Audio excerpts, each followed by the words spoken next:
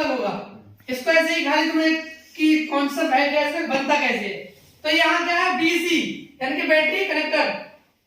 तो इसका जो माइनस है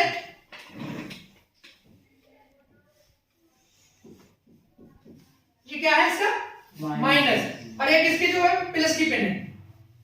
अब आइडिया थर्मल की बात यहाँ ना करना है, बस ये समझना है कि वोल्टेज कैसे कैसे कहां से बनते हैं कितने निकलते हैं। ठीक, तो यहां से बी बैटरी कनेक्टर है, ये बैटरी कनेक्टर की सप्लाई कहां जाती है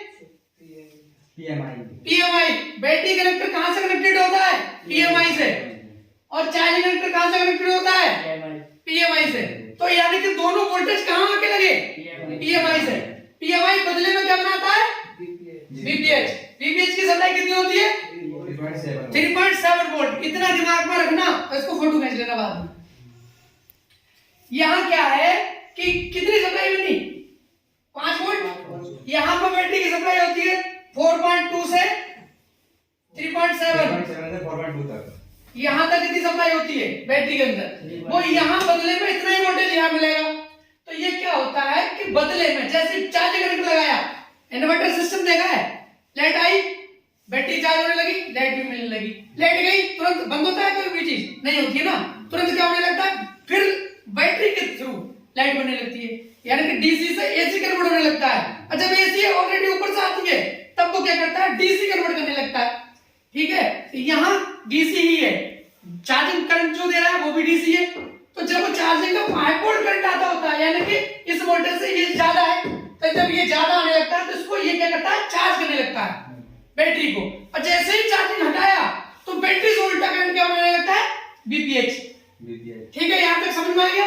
तो चार्जिंग से भी क्या बनना है बीपीएच, बैटरी से भी क्या बनना है बीपीएच। यहाँ तक क्लियर है, कोई दिक्कत नहीं। ठीक है, अब यहाँ आ गए पीएमआई।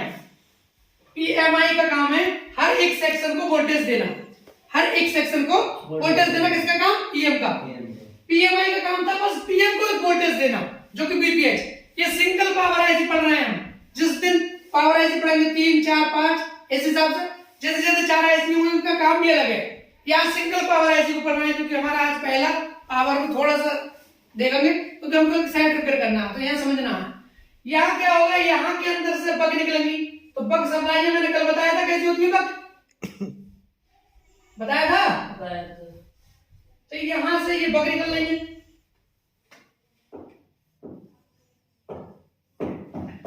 ठीक है। ये जो बग सप्लाइयां हैं कौन है इधर पीछे, तो यहां से जब बग निकलेंगे तो एक किसी बग का वोल्टेज होगा 0.6 वोल्ट, 0.6 ही हो सकता है, 7 भी हो सकता है, 7 वोल्ट। किसी का मान लीजिए डिफरेंट लिख दे रहा हूं 0.8 वोल्ट। ये जो सप्लाइयां होंगी ये कहां जाएंगी डायरेक्टली सीपीयू और एमएमसी के लिए। कहां जाएंगे सीपीयू और एमएमसी के लिए ये सप्लाई निकली। अब यहां से एक सप्लाई और निकलेगी जो होगी 1.8 वोल्ट, 1.8 वोल्ट। एक सप्लाई और निकलेगी जो होगी 2.8 वोल्ट। तो ये जो डिवाइड कर रही है 1.8 2.8 में, वो कौन डिवाइड कर रहा है पावर आईसी। तो पावर आईसी को तो एक ही वोल्टेज मिला है, मगर वो उसको कट ऑफ करके कितने वोल्टेज सबको दे रही है, कौन दे रहा है पावर आईसी। जैसे मान लीजिए हमारी एक केंद्र सरकार है जो कि पीएम प्रधानमंत्री नरेंद्र मोदी जी ने, वो है पीएम। राज्य सरकार क्या है, राज्य सरकार जो इकट्ठा करके देती है सबको, सही सब साइड से देती है, उन्होंने सब दिया किसको पीएम को ही दे दिया फिलहाल पहले। तो पीएम उसी पैसे को क्या करते हैं डिवाइड करके कि इस सरकार को इतना दे दिया उसको इतना दे दिया, अब उस पैसे से वो काम करती है। तो पीएम तो करता है किसको कितना देना है, ठीक है केंद्र सरकार। तो ये क्या है यहाँ से पीएम ही है, पावर मेजरमेंट सिस्टम।